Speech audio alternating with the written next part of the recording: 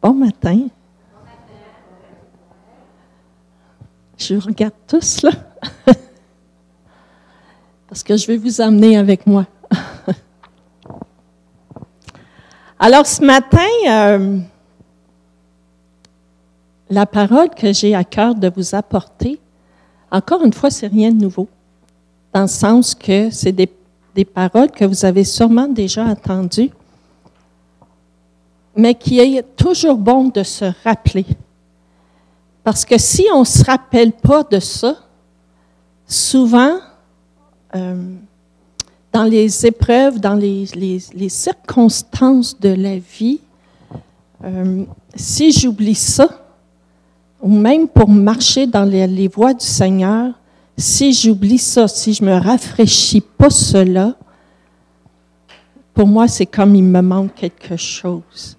C'est comme si je marche avec mon amoureux, puis que mon amoureux, il démontre moins son amour, ben ça ne marche pas. D'accord? Quand il y a moins de manifestations d'amour, tu fais « il me semble que ça serait bon là, qu'on ait un petit temps, puis de se retrouver, puis tout ça. » C'est vrai? Alors, ce matin, ce que je vais vous partager, c'est l'espérance, elle vit en toi. Pas l'espoir, l'espérance qui vit en toi. Et ne pas oublier que Jésus-Christ, il est là sur son trône. Il n'est jamais détrôné. Il est toujours là sur son trône. Et nous sommes dans son palais, devant le trône de Dieu. Alors ce matin, nous sommes là, dans son trône, devant notre Dieu. Nous avons chanté que le Saint-Esprit est là, que nous sommes dans sa présence. C'est ça, être devant le trône de Dieu. C'est être dans sa présence. Et souvent, on ne le réalise pas, ça. On ne s'arrête pas à ça. Mais c'est la réalité. Alors, ce matin, laissez-moi vous parler de Jésus. C'est la base et c'est la plus belle chose qu'on ne peut pas avoir de se laisser parler de Jésus. Alors, de vivre avec cette espérance que quelque chose de grand peut arriver. Moi, je sais que souvent, dans ma vie, je n'ai pas cette attitude-là. De vivre avec cette espérance que Dieu peut faire quelque chose de grand dans telle ou telle situation de ma vie. Je vais le regarder avec une attitude bien basique, ben oui, je sais que Seigneur, tu peux agir. Mais Seigneur me dit, ma fille, non. Ton espérance, elle est petite. Ce que moi, je veux que tu aies pour moi, c'est une espérance qui est grande et on a chanté. On l'a chanté. Que quand le Seigneur est là, l'atmosphère change. Il y a des changements qui se passent quand notre Dieu, il est là. Mais souvent, par mon attitude, le Seigneur, au lieu qu'il soit, il va être comme ça. Mais Jésus, quand il était sur cette terre, il était porteur d'espérance. Il n'était pas porteur d'espoir, mais porteur d'espérance. Et dans la Bible sommaire, dans Jean 1,4, ça dit « En lui », j'aime dans cette version-là, c'est pour ça que je dis dans le sommaire, « En lui résidait la vie. » En lui réside la vie. Pas la mort, la vie. Et cette vie était quoi? La lumière des hommes. Jean ne décrit pas Jésus comme le grand enseignant dans ce passage-là, pas comme le grand faiseur de miracles, mais il dit qu'il y avait quelque chose qui résidait en lui qui était différent des autres. C'est quoi? C'est la vie qui résidait en lui. Pourquoi les gens, ils cherchaient à aller le voir, qui cherchaient à s'approcher, les paralytiques, les aveugles, les sourds, j'ai mal là, peu importe les circonstances de ma vie, quand Jésus était sur la terre, qu'est-ce que les gens faisaient? Ils voulaient aller le voir. Pourquoi? Parce qu'il y avait quelque chose, une espérance qui pouvait agir et leur donner quelque chose qu'ils avaient besoin. Et Jésus est encore le même aujourd'hui. Est-ce que j'ai cette attitude-là de venir vers Jésus, sachant qu'il peut faire quelque chose dans ma vie et me donner la vie, sa vie? Pourquoi Jésus est venu? Dans Jean 10, ça dit, « Je suis venu afin que quoi?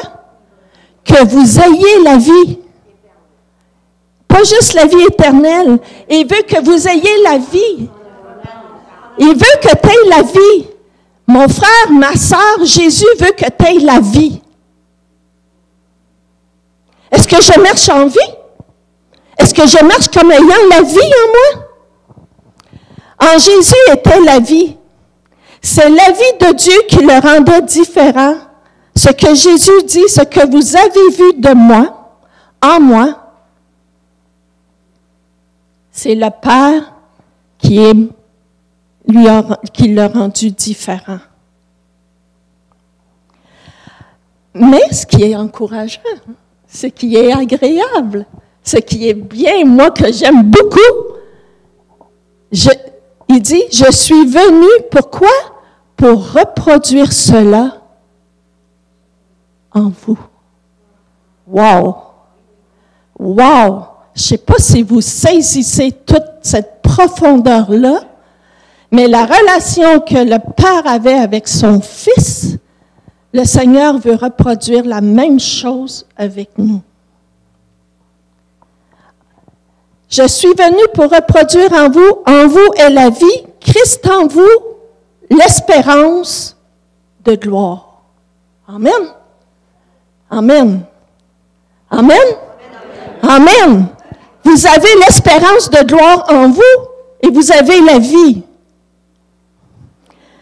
Alors ce matin, commençons à vivre en étant conscients que la vie est en vous. En toi est la vie, le cœur de Dieu. Ce que tu as en toi, c'est le cœur de Dieu.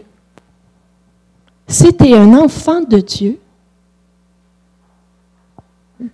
il met son cœur en toi. Wow! Le cœur que tu as, c'est le cœur de Dieu. Et son cœur,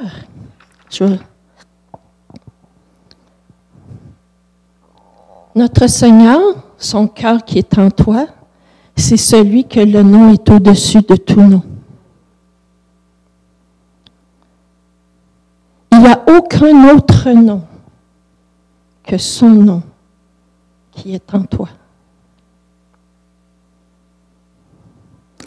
Il est comme un doux parfum. Ça sent bon, un parfum. Mais il est comme ça.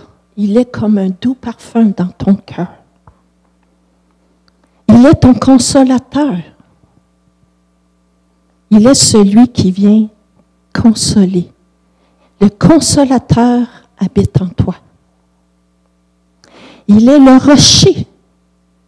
Il est le libérateur. Il est le prince de paix. Il est le sauveur.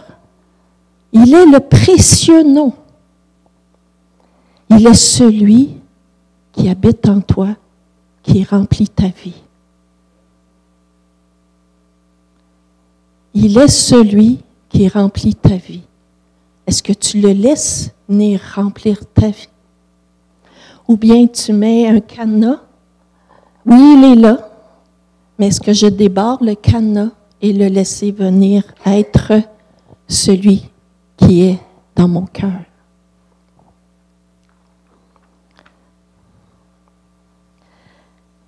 Est-ce que tu commences à croire? Est-ce que tu crois ce que Jésus dit de toi? Celui qui habite en toi?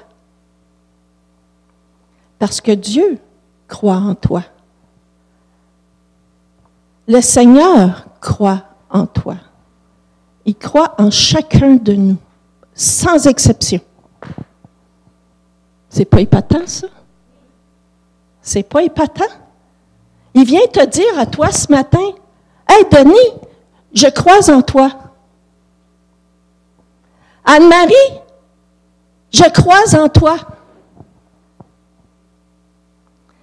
Quand on considère la vie de Jésus, quand Jésus a été baptisé, et qu'il lui dit, « Celui-ci est mon Fils bien-aimé, en qui j'ai mis quoi? Toute mon affection. »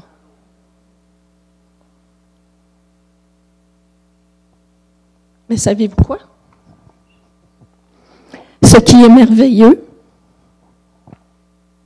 c'est que le Seigneur te dit à toi, comme qu'il a dit à Jésus, parce que nous sommes ses fils et ses filles. D'accord? Est-ce que vous croyez que vous êtes ses fils et ses filles? Alors, il vient te dire à toi ce matin, toi, mon fils, ma fille, tu es ma fille, tu es mon fils. Comment? Bien-aimé. De un. Wow! Nous sommes bien-aimés. Pas juste aimés, bien-aimés. Moi, des fois, je dis ça à Mario. T'es mon bien-aimé. T'es mon bel amour. Mais le Seigneur, c'est ce qu'il fait avec nous. Il vient te dire, t'es ma bien-aimée. T'es mon bel amour. Mais ce que moi j'aime, c'est qu'il ne dit pas à Jésus à cause de ce qu'il a fait. Parce que quand il lui a dit ça, Dieu le Père dit à Jésus, il n'avait pas commencé à faire les guérisons, il n'avait pas commencé son ministère, il n'a pas été à la croix, mais le Père lui dit, pas à cause de ce que tu fais, mais parce que tu es à moi, que tu m'appartiens, que tu es mon fils et j'ai plaisir en toi. Mais le Seigneur te dit la même chose ce matin. Le Seigneur vient te dire la même chose ce matin. Que nous sommes à lui. Saisissez-vous la grâce que nous avons? Cette grâce-là que tu as ce matin d'appartenir à Dieu le Père et qu'il est ton papa, tu lui appartiens. Quelle grâce que nous avons d'appartenir à celui qui a tout entre ses mains, celui qui a tout créé. Nommez-le, qui est le Créateur, nommez-le, qui est au-dessus de tout, ce nom qui est, il n'y en a pas de plus grand. Et moi, Angèle, j'appartiens à mon papa. Je lui appartiens. Et je ne vais pas juste lui appartenir. Il prend plaisir en toi. Toi, sa fille, toi, son fils. Il prend plaisir en toi. Pas à cause de ce que tu fais ou ce que tu fais pas. Juste parce que il t'aime et que tu es son enfant.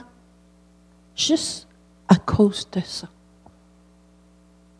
Moi, ça m'épate. Moi, ça m'épate. Mais notre société aujourd'hui, c'est pas ça. Souvent, c'est « Ah, tu fais ça, tu fais ci, tu fais ça, je t'aime. » Moi, souvent, je dis ça à Mario. Comment ça que tu m'aimes? Comment tu fais pour m'aimer? Et Mario répond, c'est juste parce que je t'aime. C'est juste, mon cœur est rempli d'amour pour toi. C'est juste parce que je t'aime. Pas vrai? Mais c'est la même chose avec notre papa. C'est juste parce que je t'aime. Et je prends plaisir parce que tu es mon fils et ma fille. Et nous avons besoin de se rappeler ça, de cette déclaration-là, où Dieu te dit, je prends plaisir en toi, non pas à cause de ce que tu fais, mais parce que tu es à moi et tu es mon enfant. C'est bon de se le rappeler, n'est-ce pas? C'est bon de se rappeler que je suis son enfant et qui prend plaisir en moi et qui m'aime. La même façon, moi c'est ça qui m'épate, de la même façon que notre papa aime Jésus, de la même façon, il m'aime. Wow! Wow! De la même façon qu'il aime son fils, de la même façon, il m'aime. C'est wow! C'est wow! C'est grand! C'est beau! Tantôt, ça disait, je suis dans sa main. Nous sommes dans sa main. Il n'y a rien qui peut m'enlever de cette main-là. Et tantôt, dans le dernier chant, puis je le chantais dans mon cœur, puis comme j'ai besoin de ta présence. J'ai besoin de ta présence.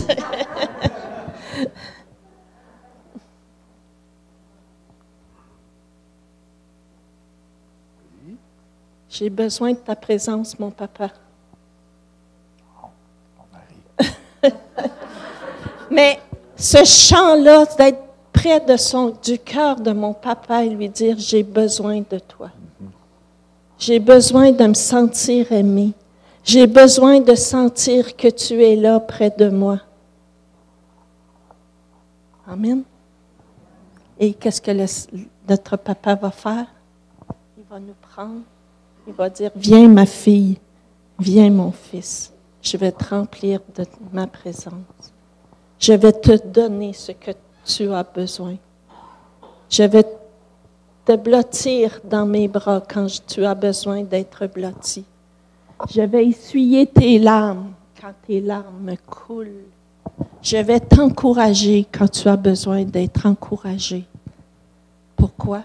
Juste parce qu'il est notre papa et qu'il nous aime, tout simplement. Alors que notre papa vous bénisse et vous remplit et goûtez à cet amour-là de notre papa. Parce que sans goûter à cet amour-là,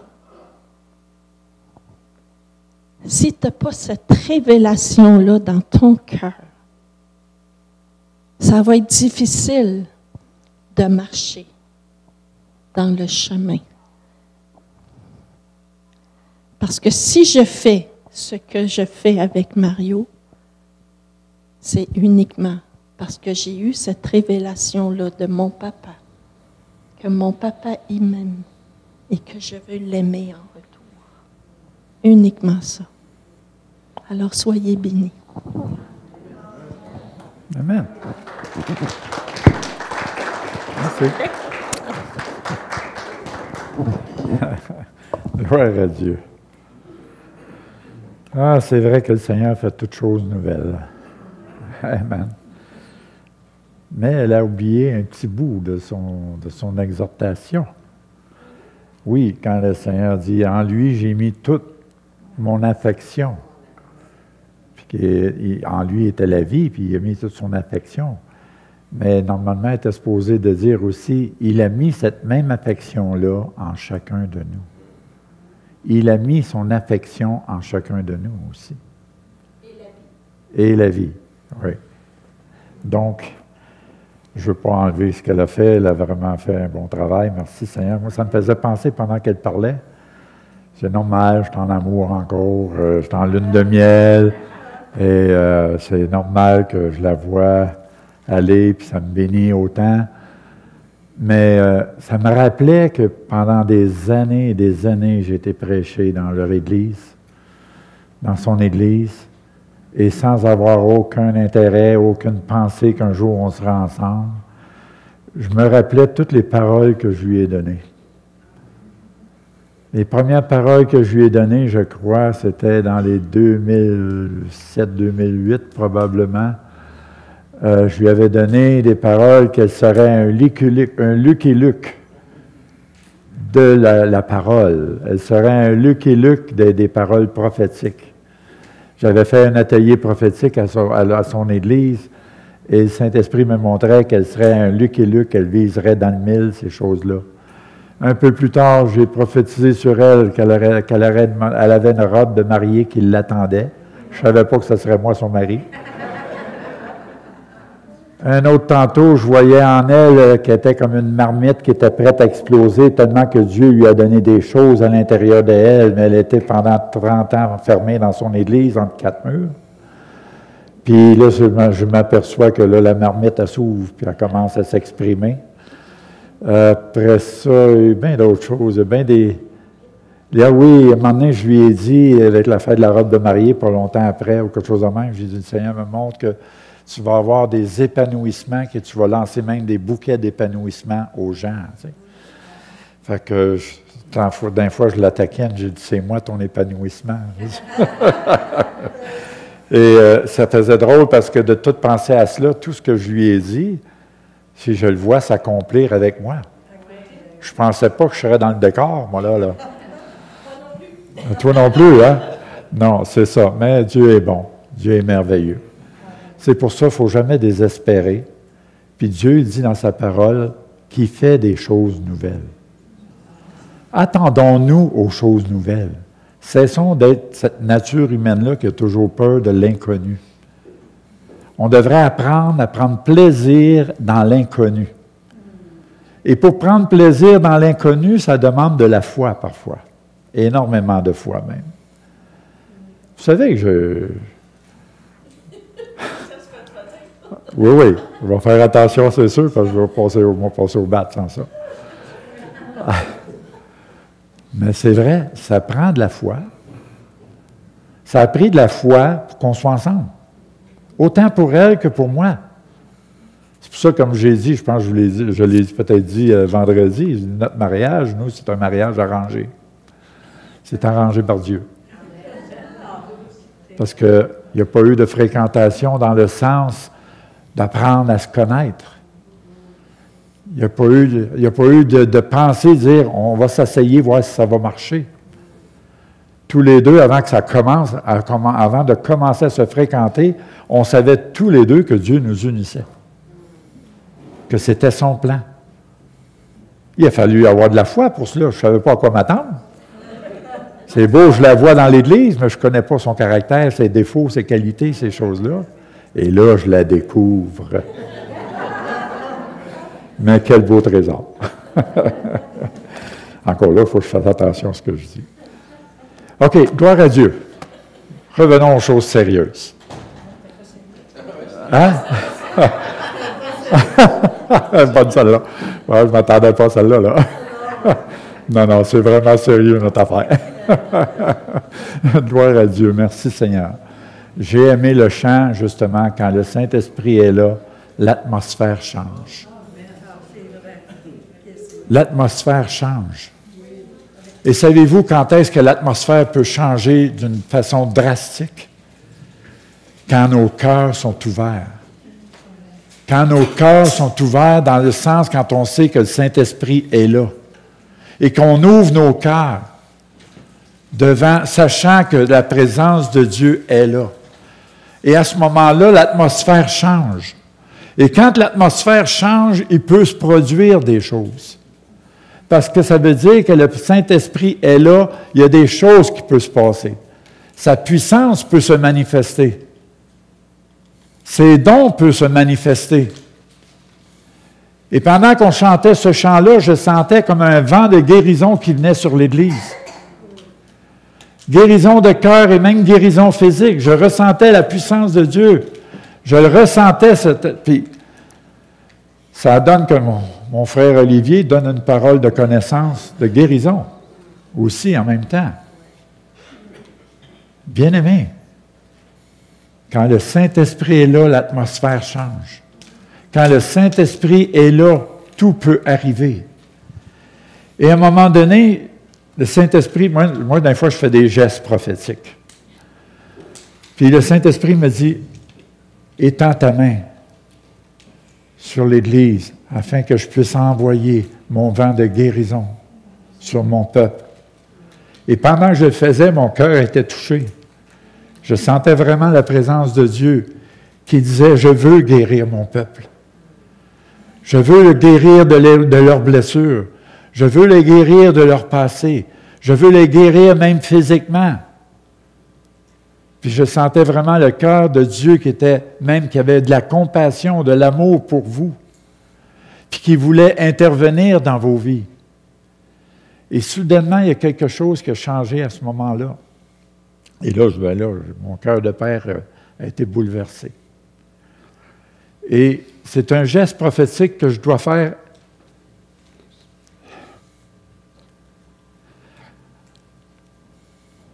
avec Cassandre.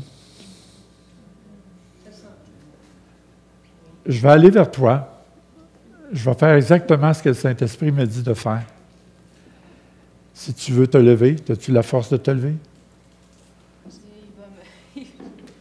Il va te donner la force.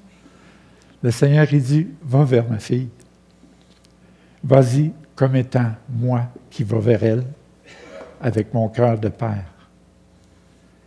Et fais-lui un câlin de ma part, dit le Seigneur. Et je dois obéir à Dieu. Et je veux faire ça. Ce n'est pas moi qui le fais, le câlin. C'est ton Papa céleste qui veut faire ce câlin-là pour toi. Puis je sais qu'il va te parler en même temps. OK?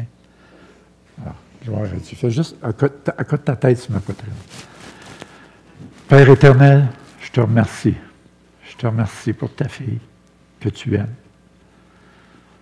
Alléluia, Santa Srechikuria Santi Santi. Ma fille, je t'aime. Sache que mes compassions sont grandes envers toi.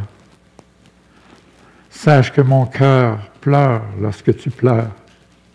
Lorsque tu souffres, je souffre, dit le Seigneur. Sache, ma fille, que je vois tout et je comprends tout aussi, dit le Seigneur. Je vais intervenir. Ma fille, je veux tout simplement te dire en ce moment même merci. Merci pour ta patience. Merci pour ta persévérance. Merci pour ton courage. Et c'est alors que je peux voir que tu es vraiment ma fille et que tu m'appartiens. Et à cause de cela, je viens avec mes récompenses. Et sache que ta récompense sera grande, dit le Seigneur. Je t'aime d'un amour éternel. Et mon amour ne changera jamais envers toi. Sache que je suis là pour te soutenir. Et je ne te tenterai pas. Je ne t'éprouverai jamais au-delà de tes forces, dit le Seigneur. Tu es forte et je vais fortifier cette force qui est en toi. Tu deviendras inébranlable, dit le Seigneur. Alléluia. Alléluia. Je vais te consoler. Et en te consolant, tu seras capable de consoler beaucoup d'autres, dit le Seigneur. Alléluia. Alléluia. Excuse-moi. Oh, c'est pas grave, c'est pas grave. Ça se lave, ça se lave. Ça se lave, je n'ai pas de problème. Là. Gloire à Dieu. Merci, Seigneur Jésus. Alléluia. Une image que j'ai eue pendant que je priais pour toi. Je te voyais marcher dans des endroits, puis juste ton passage emmenait de la guérison sur des gens. Et je voyais, je me rappelais le passage dans la parole de Dieu, quand Pierre passait dans des endroits, juste les gens qui touchaient son vêtement ou son mouchoir, ces choses-là, les gens étaient guéris. Je crois qu'il y a quelque chose de puissant qui va être en... Pourquoi? Parce que tu as le cœur de Dieu. Dieu est avec toi. Dieu, à travers toi, va faire des choses miraculeuses. Je ressens tellement cet amour-là que Dieu a pour toi. C'est fou, là. Je la ressens. C'est ça dans le prophétique, on ressent le cœur de Dieu. Hein? Tu le sais. Alléluia. Le Seigneur a dit, je suis avec toi. Et certainement, je vais intervenir. Parce que tu es précieuse pour moi, dit le Seigneur. Amen. Amen. Gloire à Dieu. Merci, Seigneur Jésus. Alléluia. Alléluia. Il y a un passage qui me venait à l'esprit aussi pendant la louange. Ah, tu vois, je n'ai même pas emmené mon cahier de notes. C'est pas grave, je n'ai pas besoin. On va aller comme le Seigneur conduit. OK. Gloire à Dieu. On va aller dans Marc 16. C'est un passage qui me venait à l'esprit pendant la louange. Marc 16, le verset 17. Je vous ai mentionné, je crois, vendredi, bien-aimés, Jean 1, je pense, le verset 14, le verset 12, quand il dit « Je vous ai donné le pouvoir », qui veut dire l'autorité d'être des enfants de Dieu. Hein? On a lu ça, vous vous rappelez, dans l'Évangile de Jean. Par rapport que Dieu était la parole, il a envoyé sa parole. On sait que la parole, c'est Jésus. Puis qu'il dit après ça, il dit qu'il nous a donné le pouvoir, l'autorité d'être des enfants de Dieu. Donc, si nous sommes enfants de Dieu, tout ce qui est dans le royaume de Dieu nous appartient et on peut aller le chercher. Dieu, à quelque part, veut nous enseigner aussi qu'il nous a donné autorité. Même Jésus l'a enseigné, qu'il nous a donné autorité et pouvoir en son nom. Amen. Et quand on voit ici dans le verset 17, il dit « Voici les miracles qui accompagneront ceux qui auront cru. » C'est une bonne chose, on peut croire puis peut-être pas voir jamais de miracle. On peut croire puis peut-être jamais voir rien se manifester dans nos vies. Mais il y a une raison parfois pourquoi que ça n'arrive pas. Et la réponse est là dans le verset même. Il dit, voici les miracles qui accompagneront. Mon frère, comme mon épouse me fait souvent dans des églises, viens ici à côté de moi. Là, ça va être mon tour, j'ai ma revanche. J'ai ma revanche. Mettons qu'elle est à côté de moi. Donc, je ne peux pas dire qu'elle m'accompagne, elle est à côté de moi, n'est-ce pas? Parce que quand il dit, voici les miracles qui accompagnent. Accompagner, c'est un verbe actif. Ça veut dire, c'est un mot qui veut dire tu dois avancer. C'est quand tu avances dans ta marche, les miracles vont venir, les guérisons vont venir, ces choses-là. Mais pour cela, il faut que tu marches. Hein? Marcher selon l'Esprit, vous n'accomplirez pas les désirs de la chair. On pourrait bien citer bien des versets, là. Mais ici, quand il dit seulement, je te tiens toujours, voici les miracles qui accompagneront. Ça veut dire, tu peux arriver et rester bien fixe à ta place, jamais rien faire, les bras croisés, comme on a vu ça à la fin de semaine, le sommeil va venir, puis la ruine va venir aussi. Mais par contre, si tu demeures actif dans le Seigneur, hein, racheter le temps, hein, on revient à ça, la fourmi, ces choses-là, Mais quand on voit ici, il dit, il va y avoir des miracles qui vont accompagner ceux qui auront cru. En mon nom, ils chasseront les démons. Ils parleront de nouvelles langues. Ils saisiront des serpents. S'ils boivent quelques breuvages mortels, il ne leur fera point de mal. Ils imposeront les mains aux malades et les malades seront guéris.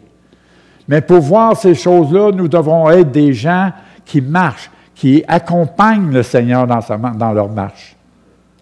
Dieu est en train de nous dire à travers ce passage-là, ça veut dire, laissez-moi vous accompagner dans votre vie. Laissez-moi vous accompagner dans votre quotidien. Et le fait que je suis le Dieu des miracles et le Dieu de guérison, vous allez pouvoir me permettre d'agir de cette façon-là aussi à travers vous. Est-ce que vous me suivez, mes bien-aimés? Oui? Quand le Saint-Esprit est là, l'atmosphère change. J'avais un autre message à vous emmener. Là. Il est complètement parti, ce message-là. Là. Parce qu'il y a une atmosphère qui a changé mon affaire. Là. Il a tout changé. Puis ici, moi, OK, tu peux aller t'asseoir. Ah, OK. Ça ne change pas si je m'en vais. Mais je veux vous porter attention à cela. Le verbe « accompagneront » est un verbe actif. Donc, ça veut dire que nous devons être actifs dans notre marche spirituelle si nous voulons voir des miracles nous accompagner, si nous voulons voir, nous pouvons imposer. Vous savez, vous pouvez imposer les mains aux malades, puis peut-être qu'ils ne seront jamais guéris. Ça dépend toujours de votre foi. Est-ce que le Saint-Esprit vous accompagne lorsque vous imposez les mains? Est-ce que le Saint-Esprit vous accompagne lorsque vous priez, vous prenez autorité sur les démons? Le Saint-Esprit vous accompagne-t-il quand il est le temps de faire des miracles, des prodiges? Posons-nous la question. Le Saint-Esprit, quand il est là, l'atmosphère change. Ça ne devrait jamais être différent que ça. Il faut que ça soit comme ça, bien-aimé. Et c'est là qu'on voit tout ce qui se passe après ça. Des nouvelles langues, ils saisiront des serpents, ils boivent des breuvages mortels, ces choses-là. Donc, on voit qu'après ça, le Seigneur dit, après leur avoir parlé, au verset 19, « Il fut enlevé au ciel et il s'est assis à la droite de Dieu. » Donc, il venait d'avertir les disciples, il venait d'avertir les gens, autrement dit, « Voici les miracles qui vont vous accompagner. » Ça veut dire, autrement dit, que quand vous marchez avec moi, ces choses-là vont vous accompagner. Et comme j'ai dit tantôt, le Seigneur nous a donné le pouvoir de devenir enfants de Dieu. Donc, ça veut dire que nous devrions réaliser et savoir que nous ne sommes pas de ce monde ici-bas. Nous sommes dans le monde ici, oui, mais on ne fait plus partie de ce monde. Parce que notre cité céleste, elle est ailleurs. Nous faisons partie du royaume de Dieu maintenant. Le royaume sur terre, c'est un royaume qui est passager, qui va passer. Donc, on n'a même pas à se préoccuper de cela. Ça va passer. Où ce qu'on doit se préoccuper, c'est des âmes qui se perdent. Ces choses-là, puis de notre condition aussi personnelle. Mais nous devons rechercher les choses d'en haut, la parole de Dieu nous dit. Hein? Affectionnez-vous aux choses d'en haut. C'est pas pour rien qu'il nous dit ça, bien-aimés. C'est parce que Dieu veut tellement se manifester à travers nous. Amen. Et en même temps, moi, ça me fait réaliser, si le royaume de Dieu nous appartient, ça veut dire tout ce qui est dans le royaume, on peut aller le chercher. Les dons, la puissance, la guérison, les miracles. On peut aller chercher ces choses-là. Le problème, souvent, c'est notre nature humaine.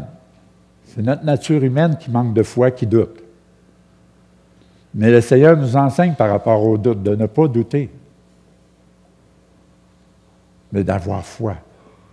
Et c'est pour cela qu'on revient souvent à cela, à répéter et à répéter que la foi vient de ce qu'on entend vient de la parole de Dieu. C'est la parole de Dieu qui va faire grandir votre foi. Vous pouvez être des chrétiens depuis des années, mais si vous ne lisez jamais la parole de Dieu, votre foi ne grandira jamais non plus. Vous pouvez peut-être penser que votre foi va grandir par rapport à ce que vous entendez des prédicateurs, ces choses-là, mais vous ne pouvez pas baser votre foi sur votre pasteur ou sur moi ou quoi que ce soit. Vous devez baser votre foi sur sa parole. Et vous savez que ça demande de la foi. Je vais vous donner, excuse-moi, Cassandre, si je te prends comme exemple. Vous savez, beaucoup de gens peuvent avoir des interrogations ou penser des choses, toutes sortes de choses par rapport à la situation de Cassandre. Mais ça prend de la foi à Cassandre pour endurer ce qu'elle endure. Je peux vous dire, ça a une grande foi, bien plus que vous le pensez. Ça prend de la foi de persévérer dans l'épreuve. Ça prend de la foi de persévérer quand ton corps est plus capable d'obéir comme il devrait obéir. Ça prend de la foi, bien-aimé. Ça prend de la foi de surmonter les épreuves, de surmonter l'opposition, les contrariétés, les adversités. Ça prend de la foi de continuer à servir le Seigneur quand tout s'écroule autour de toi. Ça, c'est la vraie foi. La foi n'est pas seulement quand tu vois un miracle devant tes yeux.